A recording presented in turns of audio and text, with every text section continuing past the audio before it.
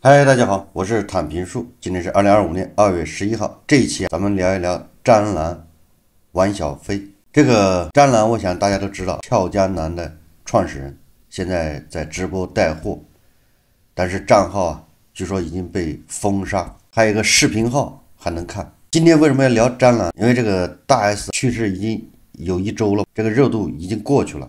大 S 刚死的时候，我没有聊这个话题，也不想蹭这个流量和热度。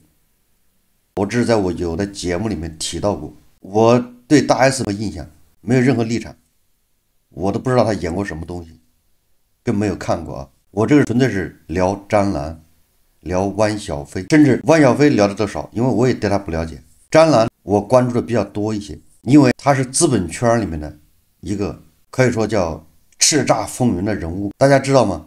这个创投圈里面或者叫资本圈里面有个叫鼎晖创投，鼎晖创投你不知道可以，但是它里面一个名人叫王功权。这个王功权他出名，他破圈不在资本，而在于他为爱奔走，或者叫什么？他跟一个女的公然在朋友圈还是微博上发布公告，为爱这个叫什么疯狂？哎，这个大家可以查一查以前的媒体报道，当时非常轰动。所以说来说去主要是聊张兰。对张兰有了解的，或者是看过相关报道的，应该知道，对吧？张兰身上感觉像谜一样，藏着很多秘密，关键都是灰色秘密。尤其是汪小菲跟大 S 离婚之后，这大 S 好像是爆出了张兰他们家家族信托，这个家族信托好像是将近10个亿多少亿被穿透。但同时张兰跟这个资本圈好像就是鼎晖吧，还有其他的这些投资人有债务纠纷，也是好多亿。一边他欠人家钱，一边他在海外设立家族信托，把钱转移到海外去了。所以今天聊一聊张兰，聊张兰还要从汪小菲聊起。这个网上我看网友评论呢，汪小菲是互联网知名的妈宝男，大宝贝。这回妈宝男又要跟他妈决裂，说根据最新流传的汪小菲朋友圈，关于他妈张兰，他宣布我要和他断绝所有关系。据网友统计这恐怕是第 N 次他要跟他妈断绝关系了，具体多少次也数不清了。汪小菲发了一个朋友圈说我不孝，但是绝对不能让这种人获得支持。哪种人？说她是我妈，可是我和她三观天地不合，我不是东西，我对不起所有的人，但是从今天起我要和她断绝所有关系。她挣的钱够活几辈子了，不够再找我要命。果然是要叫母子要一刀两断了，决裂。这个事情起因大家都知道，张兰和汪小菲母子俩的抖音都被封了，跟我一样，我的抖音直播权限永久封禁。这个汪小菲也是永久封禁。至于为什么封禁，这是一则谣言，这个谣言大家恐怕也清楚。一个叫夏小健的，据说他是张兰的干儿子，发视频说汪小菲包机接大 S 骨灰回台湾。实际上这个事情作为事件的当事方包没包机，张兰汪小菲心里难道没数吗？但是张兰还是推荐，而且一度转发这个夏小健呢关于汪小菲包机接大 S 骨灰回台湾的这个视频，一个负责造谣，一个负责传谣。小号造谣，大号传谣，就问你服不服？这是懂流量的，这是传谣的一个常见的玩法。网友们对这位前夫哥的操作大加赞赏，结果事件很快反转，大 S 家人辟谣，连包机公司都出来说包机的钱是小 S 一家出的。最终谣言的始作俑者夏小健被封，然后张兰旗下的直播账号以及汪小菲的账号都被封了。张兰觉得自己冤，不认同不接受，被封禁。而汪小菲则在朋友圈喊话 TikTok 的 CEO 周受资，为啥要封他的号？作为这个妈宝男，作为一个二世祖，这汪小菲显然已经昏头了，喊话都喊错了人。你国内抖音账号被封，你喊海外的 TikTok 有什么用呢？你喊周受资有什么用呢？这个母子俩，尤其是张兰，那是懂流量的，汪小菲和大 S 这段婚姻从一开始就是流量王者就开始炒作，没有一天不登上热搜的。我相信很多网友被这一家人给烦透了，没有底线，一天到晚就这点事炒作，为了钱，为了带货，不择手段，对吧？结婚的时候跟张朝阳撕，然后被王思聪反撕，婚后真人秀大秀恩爱，汪小菲一度成为网友口中好丈夫。离婚的时候呢，又大撒狗血，汪小菲被曝出轨、家暴，大 S 被曝出轨、嗑药。在张兰的直播间大 S 已经成为流量密码，有模仿穿搭的，有阴阳怪气的，当然也有直接开骂的。4年的直播提及大 S 及其家人达到3位数，而大 S 死了也不忘再用谣言呢赚一波好感。那个汪小菲那就更离奇，非常离谱。一个再婚的人雨中跪拜，跑到台湾呢大 S 家跪在地上，你这是图啥？立爱前妻的人设，你广大网友也实在遭不住。以往汪小菲各种发疯文学，最后都是张兰出来给他擦屁股，而面对张兰的各种骚操作，汪小菲又想跟母亲撇清关系，决裂又和好，这种戏码在这对演技俱佳的母子身上多次上演，传家上热搜，酸辣粉卖不少，一时也分不清到底是网友在看猴戏，还是母子俩把网友当猴耍。现在母子俩都为自己喊冤，这个张兰更是离奇，说他麻六记有8000名员工，背后是8000个家庭，你把我抖音直播间封了，我带不了货。那言下之意就是8000个家庭一时没有着落，这可是民生问题。但是有好事者查了一下，麻六记的规模小于50人，这是天眼查可以查到的。这个网友就傻眼了，不知道是张兰夸大了员工的数字呢，还是没有给剩下的7000多人上社保呢？动不动就是8000人。我告诉你，这就是张兰这个年纪的人最喜欢干的事情，某种程度上就是道德绑架，绑架社会，跟家头不一样吗？你对付我，那就是对付我背后的多少人？他代表了8000人，还好啊，他没说他代表全国啊。在各种视频里面，张兰活得像一个斗士，他转述网友对自己的评价，说自己是个狠角色。他的微博认证是俏江南的创始人，而俏江南那段公案，也就是跟鼎晖创投的案子非常有意思，叫一手好牌打稀烂的典型。1991年阿兰酒家开业，张兰带着10岁的汪小菲创业，进入餐饮业。后来阿兰酒家做大，成了后来的俏江南，走高端路线。那时候又是众所周知的消费力量很大，俏江南发展很快，也想上市。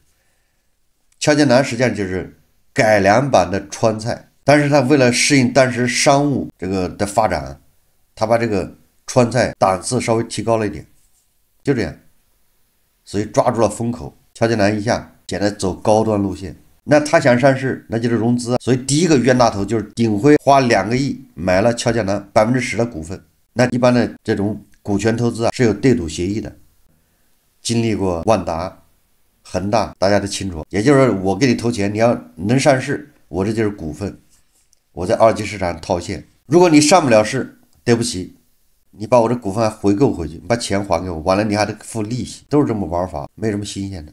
他们是对赌2012年上市，结果上市失败。失败的理由很简单，就是监管给的理由，也是我在节目里面经常强调的。他说俏江南结算和采购都是用现金，账目容易造假。实际上这不光是俏江南，餐饮业都这个毛病，你收钱也是现金，去采购也是现金，那你说他做假账太容易了。今天本来就10桌，他非说他100桌，他又不是付支票，又不是转账，他是收现金，他只要把100桌的现金放着，这就是我今天我的业绩。这个事情大家自己可以去看当时的报道。没有上市怎么办？那你就要回购我这股份。这时候第二个冤大头 CVC 出现，这个 CVC 用2.5亿美元收购俏江南82.7%的股份。那这个收购也有对赌协议的，就是你得保证你的经营数字，你的业绩，要不然人家不会把演艺盟花2.5亿买你所有的股份。这个时候鼎晖退出，詹蓝大部分股份套现，结果 CVC 刚买完股份，俏江南的业绩就开始大幅下滑。会计师一查，认为存在严重的财务造假，导致收购价过高，于是申请仲裁，要么撤销交易，詹蓝退钱，要么重新估价，詹蓝赔钱，就这么简单。结果这个事情到了詹蓝嘴里，就变成了外国资本设计抢夺中国公司、中国优质公司控制权的斗争，而且还上演了大年初七20多个黑衣人上门要抢夺经营权，而且他说当初收购的时候 CVC 根本没付钱，而且还夺走了他剩下的13.8%的股权，也就是詹蓝他一张嘴随便怎么说，总之会有人相信他，尤其涉及了外国资本要巧取豪夺我们优质的民营企业、民营餐饮企业，这还了得。实际上这个结论就在中国司法系统里面。2019年詹蓝败诉，被判赔 9.8 亿人民币以及利息，而打官司的律师费还是汪小菲跟大 S 借的，那詹蓝肯定不服结果申诉被驳回，到最高法申请撤销裁决也被驳回，这官司打到了最高人民法院，都是詹蓝败。所以即便你打着什么民族矛盾的旗号，外国资本巧取豪夺，你在法律在事实面前你不得不低头你就是做假账，你就是坑蒙拐骗。但是这个 CVC 也是倒霉，赢了官司赔了钱，想让詹蓝真金白银的掏钱那也很难，明确表示国内1分钱没有，这 CVC 没辙只能到香港法庭要求他披露财产。这个詹蓝披露了一家 BVI 公司的股份，121万美元存款，2台车以及北京的房产。但是这个詹蓝在外面他又说自己有300到400件艺术品收藏，那法院可受不了这个这叫拒不执行罪。你既然你说你有300到400件艺术品，那是价值连城的，结果你这边10个亿你不还不赔，那就是叫藐视法庭。所以詹蓝因为这个也许是他大嘴吹牛，也许是真的，就因为他说他有300到400件艺术品，但是他又拒不执行法院的判决，所以他是藐视法庭，被判1年。虽然没有判实刑，但是你看看，这不就是打脸吗？就这样的一个人设，这样的人居然直播间带货风生水起，那么让人喜欢，就可见这人的认知是多么可怕。詹蓝只有那么点财产吗？当然不是，他的资产早就转移到了家族信托，受益人是汪小菲和他的孩子，所以他丝毫不怵打官司。你有种，你把人家家族信托给没收，结果在美西方玩的滚瓜烂熟的家族信托天衣无缝的家族信托，还是被詹蓝给玩砸了。你到他这儿都得砸锅，给全世界有钱人上了一堂风险课。家族信托最大的作用就是隔离，理论上委托人再有负债，哪怕破产了，这些资产也不受影响。但是有些家族信托是无效的，比如资产是犯罪来的，或者委托人权力过大，导致信托资产和委托人资产没啥差别，这就是典型的虚假信托。结果詹蓝他又是从信托里面取钱，又是在美国买公寓，一套这个骚操作下来，这些证据就被 CVC 拿到了，美国、新加坡都认定他这就是虚假信托，于是家族信托被击穿，买的公寓都被判赔给 CVC。 由于这一套操作下来，詹蓝还是欠着不少钱，他现在不得不卖力直播，主要是卖麻六记的酸辣粉。说到麻六记那就更有意思，天眼查信息显示北京麻六记餐饮大股东是宋娜，而北京石通达持股 36%， 而石通达的董事长是汪小菲，石通达的大股东则是北京菲兰特，而北京菲兰特由自然人汪喜持股 99%。 宋娜呢是什么人呢？他是宏华资本，石通达背后也有资本入驻，你看2个资本入驻，说白了都是奔着善事去的。俏江南善事失败，麻六记从生下来就是奔着善事割韭菜去的。这里面詹兰、汪小菲母子并没有实际持股，但是有一个人也叫汪喜，这个人是谁呢？说法很多，有人说是汪小菲的父亲，但是一直没有定论。麻六记的高管们不少都是詹兰曾经在俏江南的老伙计。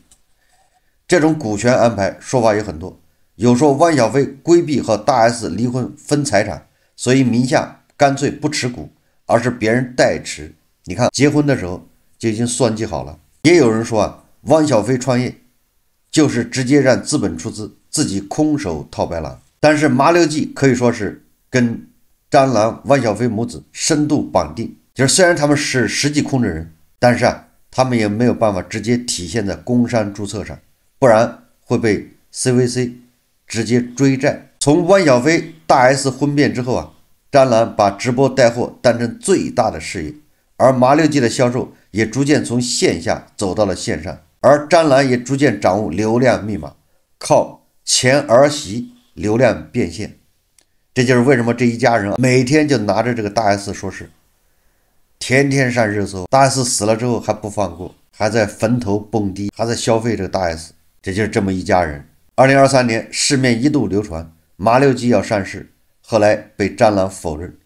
毕竟俏江南的教训在前，会不会重蹈覆辙谁也不知道。那现在两个人的账号被封，直播是播不了了，不要说上市了，能不能活下去都是个问题。詹兰的几个百万级账号被封，光靠麻六记自己的直播又没有那么大的流量，而微博也把詹兰的直播功能封禁，想转平台都难。现在用8000名员工的名义捉急喊冤，还能把一波同情粉转化为直播间的销售，但是失去了平台，没有办法再操作独流量。这对网红母子想变现真的难了。我对詹兰的印象，在他跟资本对决的时候，我都还无所谓，我认为这是民事纠纷呢，这不打官司吗？后来即使他的家族信托被击穿，我也还是无所谓。我觉得那就跟很多民营企业家一样，人总是贪的，一边坑了投资人，一边把财产转移到国外，很多人都这么操作。但是他跟大 S 结婚开始炒起，就天天上热搜，就他们家这点破事一直到大 S 死，一直到现在账号被封才消停。这个确实让人恶心。这一家人在秀下限，为了带货，为了赚钱不择手段。即便他有那么多钱，他有别墅住，豪车，海外还有不计其数的钱，对吧？他这个家族信托被击穿，你怎么能知道他有没有其他的家族信托还没有被击穿呢？还有隐匿的财产。就是这些人他有的钱，汪小菲说他妈钱几辈子都花不完，这个恐怕不是这个头脑发昏的情况下说的，这叫为富不仁。就这么有钱了还在搞下线。关键，最悲哀的是还有那么多人支持他，没有任何诚信而言，消费大众。我也不知道他的粉丝欣赏他哪一点。大 S 的死不是这对母子的终点，就是这对母子消费大 S， 不会因为大 S 死就结束了，后面还有财产分割，还有什么抚养权、监护权等等，这对母子要无休无止的吵下去。幸好平台把他直播功能全部封禁，让他没办法再炒，或者他再炒作这个事情难度加大。不过大家也知道，餐饮行业的竞争越来越激烈，餐饮这个赛道越来越卷。张兰选择在餐饮这个赛道再创业，本身这个值得肯定，但是君子爱财，取之有道。当然了，不光是张兰母子，最近网上搞流量的这些人，这些明星，那真是恶心至极。还有那个说相声的，先是两个说相声的互相攻击，隔空对骂，你方登罢我，你方唱罢我登场，吵了半年和好了，完了两个人又并肩作战。你说这是哪一出？都是为了流量，就是不要脸，为老不争，都是七老八十的人了，为了钱，好像那个钱能带着走一样，就为了钱没有一点点底线的。那为什么这种现象在咱们这个地方遍地开花？关键是这个土壤，网友粉丝喜欢这样的人，把他们视为英雄，把他们视为一种偶像，买他卖的货，劣币逐良币，最后都是这些不择手段的人能活下去，规规矩矩、老老实实经营的活不下去。好，这期节目我们就聊到这里，感谢大家收看。如果喜欢我的节目，欢迎订阅转发，也可以在下方留言评论，谢谢大家。